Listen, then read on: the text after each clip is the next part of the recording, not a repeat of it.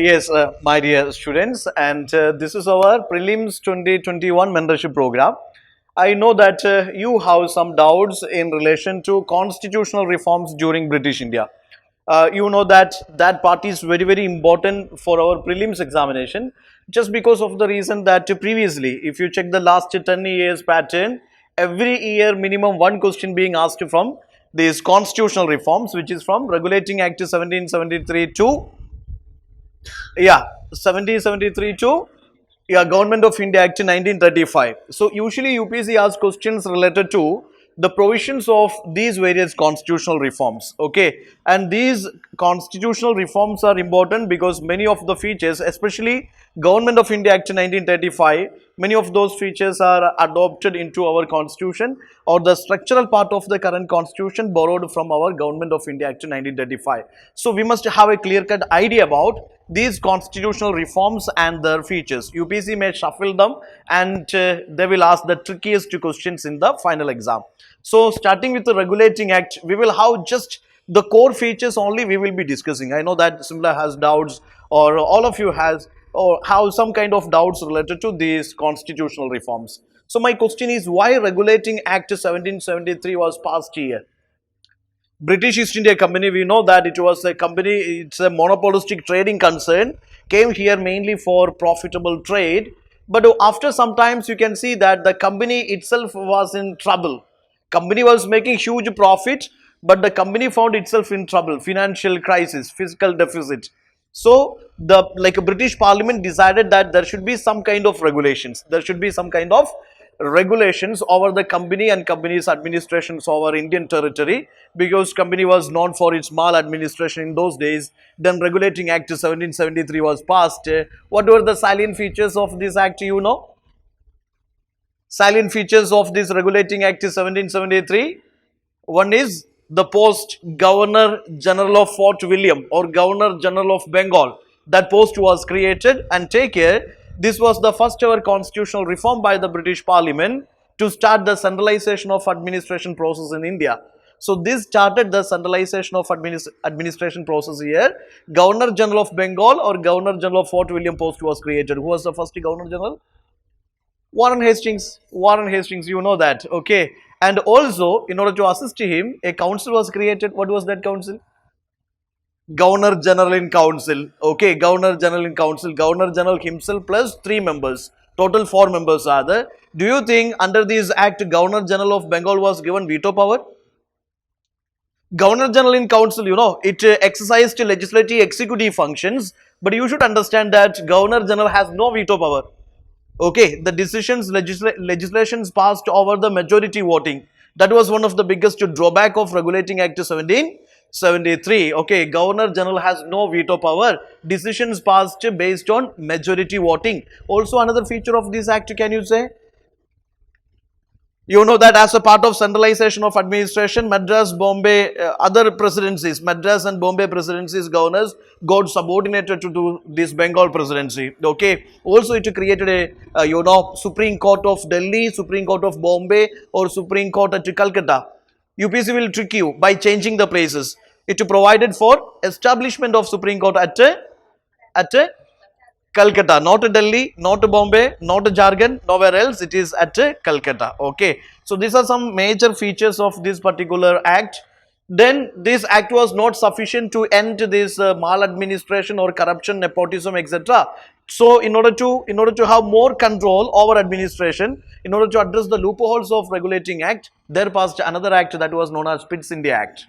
You know that year was 1784. Okay. So the Pitt's India Act was passed in order to address the loopholes of that Regulating Act 1773. Regulating Act was just meant for a regulation only, not for more control. Now Pitt's India Act 1784, it provided for that you for the first time that dual administration introduced. One is Court of Directors and one is Board of Control. Court of Directors will take care of the commercial transactions of the company. Board of Control, that is the representatives of the British Parliament. Okay, and that will take care of the political affair of the company handling in India.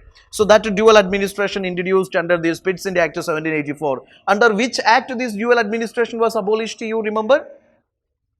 It was Government of India Act 1858. Government of India Act 1858 ended this dual administration and power shifted from company to crown. That happened in 1858 Government of India Act. Okay, so the salient features of this particular Pitt's India Act, you should understand that it for the first time created dual administration, that is Board of Control and Court of Directors. Again, I would say that the Governor General was powerless under Regulating Act. Now here he was given that veto power.